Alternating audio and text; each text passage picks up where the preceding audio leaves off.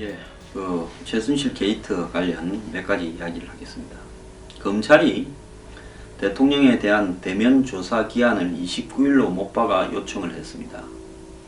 자, 29일까지 대면 조사가 이루어지지 않으면 검찰은 조사가 불가능하다, 이렇게 지금 이야기를 했고요. 그러면서 조사받는 대통령의 신분은 피의자다라고 이야기를 했습니다. 오늘 인천지검 소속 한 검사는 대통령의 헌법상의 이 내란 외환죄를 제외하고는 소추할 수 없다라는 부분하고, 대통령이 조사를 안 받겠다라는 부분하고, 이 불체포하고는 별개의 문제다.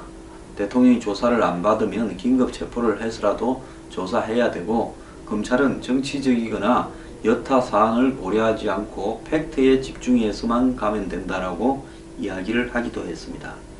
자, 검찰이요, 지금 이제 자존심을 굉장히 이렇게 상했는지 원칙대로 가겠다라는 의지를 강하게 보이고 있습니다. 사실 사람이 욕심만 부리면요, 못할 게 없습니다. 이제 검찰도 이 지경까지 와서 여기서 대통령이나 권력에 휘둘려버리면 우리 검찰은 우리가 조사하지 못한 부분을 특검이 뇌물죄를 기소하고 삼성을 만약에 건다든지 이렇게 돼버리면 우리는 그야말로 우습게 돼버리며 검찰의 체면은 두 번 다시 살아나지 못할 것이다 라는 위기감과 자존심, 특유의 자존심이 지금 작용하고 있는 것 같습니다. 오늘 검찰의 이런 내용은 최후 통첩이라고 봐야 되고요. 특검이 임명되는 상황과 시점을 고려한 거다라고 이야기를 합니다. 29일까지 대통령에 대한 조사가 안 되면 이 조사가 특검으로 가는 것도 고려하고 있다. 자, 이렇게 말을 했습니다. 정세균 국회의장은 특검 임명 요청서를 청와대에 오늘 보냈고요. 자, 그러면 다음 주 중에 특검 후보가 결정될 거라고 보는데, 검찰은 특검 후보가 정해지기 전에 일단 박 대통령을 대면 조사하는 게 먼저라는 거죠. 그래서 조사 장소와 혐의는 적시하지 않았습니다.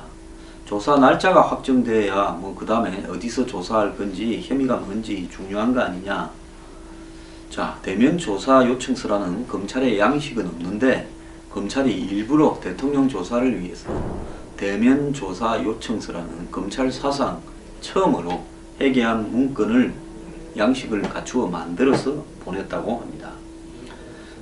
현재까지 검찰은 대통령 강제 수사에 대해서는 부정적인 기류를 보이고 있습니다. 체포영장은 구속을 전제로 한 건데, 대통령은 불소추 특권이 있어서 일반법이 헌법을 능가할 수는 없다라는 거죠. 자, 법원에 이런저런 한마디로 이런 좀 다소의 이 편법을 갖다가 하거나 또 인용할 수 있는 법조항들이 규정이 있지만은 헌법을 초월할 수는 없다. 저는 그게 맞다고 봅니다. 지금 검찰 입장에서 박 대통령을 무슨 체포하거나 이런 부분은 덕보다 실이 더 크다는 점을 저도 인정합니다. 자, 너무 코너로 몰아서 또 이상한 역풍을 만들 필요가 없겠죠. 다만 당신은 혐의를 받고 있으니까 조사받으러 와라. 그리고도 대통령이 안 오면 그냥 검찰은 대통령이 안 왔다라고 적시하고 최종 발표에, 지난번 일요일날 20일날 발표한 것은 중간 발표죠. 최종 발표에 대통령의 죄를 뇌물죄면 뇌물죄, 삼자뇌물이면 삼자뇌물, 포괄적 뇌물이면 뇌물 있는 대로 기재하면 되는 겁니다. 설사 대통령이 온다고 해서 검찰이 묻고자 하는 어떤 질문에, 신문에 대통령이 성의 있거나 또 인정하는 발언을 할 거라고는 전혀 생각하고 있지 않을 겁니다. 그러면 검찰은 왜 조사를 해야 되겠다는 거냐. 당신이 대통령이라도 이런 혐의의 피의자라면 조사를 받는 것이 법치국가의 원칙이 아니냐라는 그런 원칙론적인 측면에서 이야기를 하는 거지, 수사에, 대통령 조사에 실익은 없다라고 보고 있습니다. 그래서 박 대통령은 지금까지 검찰 조사를 안 받겠다라는 입장으로 이렇게 사실상 요즘 와서 배째라식으로 나가고 있고, 검찰은 대면 조사가 필요하다라는 입장을 이렇게 가지고 있는데요. 현재 검찰과 앞으로 진행될 특검에 있어서 공통적인 과제는 뇌물죄를 어떻게 규정하느냐라는 문제입니다. 자, 검찰의 입장은 대통령이 이번에도 29일까지 조사 좀 받아달라 하는데 거부하면 또 요청하겠다는 겁니다. 자, 검찰은 지금 대통령의 뇌물죄를 정면으로 겨냥하고 있고요. 이 헌재에서 탄핵 심판의 핵심도 결국은 이 뇌물죄가 핵심이 될 겁니다. 이 와중에요, 막 검찰이 청와대 민정수석실을 압수수색했다라는 속보가 나왔는데요. 이 부분은 우병우 전 민정수석에 대한 검찰의 어떤 압박이라고 보고 있습니다. 우병우 수석이 최순실 측이나 이 사건과 관련된 사람들과 관련해서 이들의 죄를 알고도 덮었는지, 과거의 3인방 찌라시 사건을 덮었는지, 또 최순실이 최근에 도주한 이후에 해외로 최순실 측이나 관련된 혐의자들, 또 청와대 출신 인사들과 이 검찰 대응 방법을 조율했는지, 또 이석수 특별감찰관의 조사를 방해했는지 등등 우병우 수석의 직무유기라든지 증거인멸에 대한 부분들을 이렇게 확보하기 위해서 그렇게 한 거 아니냐, 이렇게 보여집니다. 자, 검찰의 뇌물죄는 결국은 오늘 있었던 국민연금에 대한 압수수색을 통해서 국민연금 내부에서 이사장도, 또 더 나아가서 거기에 전문위원회도 모두가 지금 삼성물산과 제일모직의 합병은 이재용 회장의 승계를 위한 작업을 도와주는 것이지 국민연금이나 연금을 낸 이 일반 국민들의 손실을 초래하는 심각한 형태의 결정이었음에도 불구하고 그 연금운용본부장 홍완선입니까? 그 사람 혼자서 그런 결정을 했겠느냐? 그 부분에 대해서 아마 이 조사를 하려고 하는 게 100%인데요. 그렇다면 이 조사는 결국은 머지않아서 워낙 부당한 짓을 했기 때문에 확인이 될 거라고 봅니다. 이제 그러면 누가 오다를 내놨느냐? 저는 짐작이 가는 사람이 한 명 있습니다. 요즘 보이지 않는 본부장이라는 친구와 가깝다는 사람이 오다를 내놨고요. 그 오다를 내놓는 과정에 더 위에 오다가 있었는지는 앞으로 조사 과정에서 밝혀지겠죠. 근데 국민연금 이사장보다 끝발이 되어 세었다고 하고 지 맘대로 움직였던 이사장의 지시를 안 듣고요. 그런 홍완선 전 본부장이라는 친구는 삼성물산과 제일모직의 합병 의결을 앞두고요, 이재용 부회장을 비밀리에 만났다는 사실까지도 이렇게 밝혀졌습니다. 자, 이 양반은 지난 2월 국민연금을 나간 다음에 한양대 경제금융대에서 특훈 교수로 일하고 있는데요. 국민연금은 전에도 말씀드렸다시피 이 결정으로 6천억을 손실을 입었습니다. 여러분, 우리가 매달 연금, 국민연금 뗍니다. 정말 국민연금을 떼일 때 의료보험하고 국민연금 한 달에 뭐 20-30만원 기본으로 떼이는 사람 많을 겁니다. 그것보다 더 많이 떼이는 사람도 있고요. 그런 사람들은 이 돈이 참 피같은 돈이 빠져나가는 데 대해 아쉬워하지만 나중에 내 노후의 자금이 그래도 마련되지 않을까 걱정을 하는데, 정치권의 위정자들은 국민연금을 이따위로 저그들의 어떤 뇌물 받아먹고 이권을 위해서 마음대로 손실보는 결정에 투자를 합니다. 과거에 국민연금이 빌딩을 사고 국민연금이 외부에 투자를 하는데 과거 정권에서도 이런 식의 장난질은 있었습니다. 그렇지만 워낙 교묘하게 해서 손실나는 투자를 해주고 그 손실은 국민연금으로 몰고 중간에서 브로커처럼 뜯어먹는, 몇천억 조 단위를 투자를 하니까 뜯어먹는 거는 자기들이 먹는 형태인데 여기에 증거를 잡히기가 워낙 어려운데요. 이 정권은 유치하게 최순실이 워낙 노골적으로 뭐 말값으로 35억을 보내라 이런 식으로 해먹다 보니까, 그것도 돈을 직접 받다 보니까 꼼짝없이 걸렸습니다.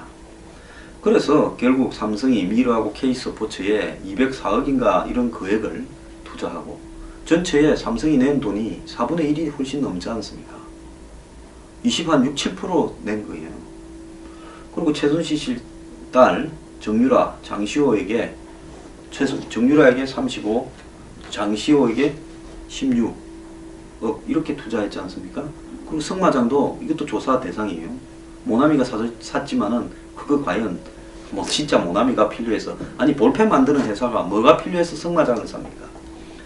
그래서 결국은 이 박 대통령이나 그 밑에 누군가가 최순실 일가 지원 대가로 이런 국민연금의 삼성물산과 제일모직 합병 결정을 찬성하게 했다면 여기는 꼼짝달싹하지 못하고 뇌물 관련 혐의가 성립될 수밖에 없는데요. 자, 지난 9, 10월 이 합병이 된 거는 5월달부터 7월달 사이입니다. 그 과정들이 다 이루어진 거죠. 그런데 삼성이 돈을 이 코레스포츠, 즉 비대비에다가 최순실 모녀한테 보내준 것은 작년 9월 10월입니다. 35억 원요. 그리고 이 삼성은 이것뿐만 아니라 총 280억 정도를 승마선수 전지훈련비라고 이 최순실이가 필요한 그런 어떤 부분에 쓰게 해주려고, 명목은 전지훈련 비용, 그리고 또 더 나아가서 최순실이가 스포츠 센터를 건립해서 사실상 자신들이 운영하려고 하는데 투자하려고 했다라는 이야기까지도 나왔습니다. 이미 장시호한테는 동계 스포츠 영재 그 재단인가 하는데 16억을 줬죠. 자, 아침에도 보도 드렸습니다만은 김현웅 법무장관, 최재경 민정수석이 사표를 낸 이런 상황이 지금도 지속되고 있는데요. 아마 법무장관과 민정수석이 동시에 그만두겠다 하는 부분은 사상 초유의 사태라고 보고 있습니다. 이제 밖에서는 최순실 사건으로 정권 내부가 무너지고 있는 게 아니냐 이런 이야기도 나오는데요. 청와대에서는 일단 사의를 반려할 거라는 전망이 나오는데 과연 이자들이 그대로 반려한다고 근무할 것이냐, 안 그러면 그래도 가겠다라는 것이냐라는 부분에서 여러 가지 의문이 나오고 있습니다. 자, 검찰이 지금 대통령을 피의자로 대면 조사를 하겠다고 이야기하고 청와대와 박 대통령의 변호인 유영아가 여기에 강력하게 반발하고 검찰 수사를 소설이다, 사상 누각이다, 상상과 추측이다 이렇게 말한 부분에서요. 이 두 사람은 검찰에서 뼈가 굵어온 사람 아니겠습니까? 그런데 이 사이에 끼어서 검찰과 청와대 사이의 충돌에 끼어서 그렇다고 이 사람들이 검찰에 전화를 해서 이래라 저래라 할 분위기는 넘어버렸습니다. 모든 일이 다 임계점이 있어요. 지금까지 최순실이가 들어와서 31시간 동안 딴짓을 할 동안 검찰이 삼성이나 이런 데 조사도 안 하고 늦게 문기적거리는 동안 피렘이나 부르고 하는 동안에는 검찰이 적극적으로 수사할 의지가 없었다고 봅니다. 그런데 태블릿 PC가 나오게 되고 또 고영태에 관련해서 최순실의 전 농단을 알려주는 CCTV가 나오게 되고 그래서 검찰이 이제 안종범 등을 불러서 정호성 등을 불러서 조사하는데 이자들이 통째로 다 갖다 줬습니다. 다이어리가 사초보다 즉 조선시대에 쓴 역사실록보다 더 꼼꼼하게 몇 시 몇 분 몇 초에 대통령이 뭐라고 지시했는가를 꼼꼼히 적어놨고 그 다음에 정호성은 또 꼼꼼하게 녹음을 해놨습니다. 이들이요 상식이 있는 사람이면 내가 곧 수사 대상이 되겠다라는 것은 언론이 보도하는데 다 압니다. 그러면 어떻게 하겠습니까? 태워버리겠죠. 다이어리를. 진정으로 진실을 덮어버리려고 했다면. 그 다음에 전화기는 어디 강에 던져버리겠죠. 망치로 깨버리거나. 그렇게 하지 않았다는 것은 뭐겠습니까? 압수수색할 때 이게 압수되어야 내가 살 수 있지. 만약에 이게 압수 안 되면 내 말을 증명할 방법이 없고 그렇게 되면 내가 다 덮어쓰고 깜빵에 오래 살아서 죽을 수 있다. 이겁니다. 대통령은 받아 쓰는 사람을 굉장히 좋아했습니다. 받아 적지 않는 장관들은 잘리기도 했다. 이런 농담도 있었죠. 그렇게 받아 쓰는 것을 좋아하고 자기 말을 충실히 이행하는 것을 좋아하다 보니까 자기가 이렇게 친 덫에 자신이 걸려버린 격이 되었습니다. 그래서 너무 받아 쓰는 거 그런 거 좋아하면 안 됩니다. 저는 학교 다닐 때도 받아 쓰지 않았고 지금도 어디 가도 잘 적지를 않아요. 웬만하면 머리에 기억을 하려고 뭐 아니면 고만이다 이렇게 삽니다. 자, 대통령이 받아 쓰는 거 좋아하는 사람 데리고 있다가 완전히 발목 잡혀버렸습니다. 자, 지금 대통령이 그렇다고 법무장관이나 민정수석을 바꾸면 이것도 지금 정권이 이제 다 무너져서 전부 집에 가려고 그런다. 골치 아픈 일은 안 맡으려고 그런다. 그리고 괜히 여기서 후배들하고 티격태격 싸우다가 집안에 평생 이 욕되게 되는 결과가 생길까 무섭다. 또 뭐가 더 터져 나올지 모르는데 내가 괜히 이걸 커버할 수 있는 한계를 벗어났고 또 청와대가 최근에 대응하는 방안을 보니까 이성을 좀 상실했다. 이런 생각들이 마음속에 있겠지요. 그러니까 대통령을 못 지켜서 죄송합니다. 집에 가겠습니다. 봐주십시오. 이렇게 말을 하는 거 아니겠습니까? 그렇다고 법무장관이 집에 가버리면 지금 책임 총리도 거부해버려서 야당하고도 단절된 마당에 대통령이 누구를 새로 임명해서 국회 청문회를 통과해서 임명하기도 쉽지 않고 언제 임명이 될지도 모릅니다. 그렇다고 지금 20일도 안 된 민정수석을 또 바꿔버리면 이제 누가 오겠습니까? 사약 먹으러 가는 자리에 누가 가겠습니까?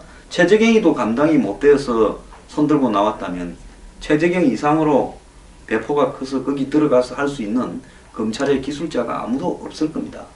그러니까 대통령은 지금 21일 날 김 장관은 사표를 냈고 최재경은 22일 날 냈는데 대통령이 지금 이 문제를 갖다가 이 처리를 안 하고 시간을 끄는 이유는 정말 달리 방법이 없어서 그렇다라고 봐야 되는 게 정답인가 생각을 합니다.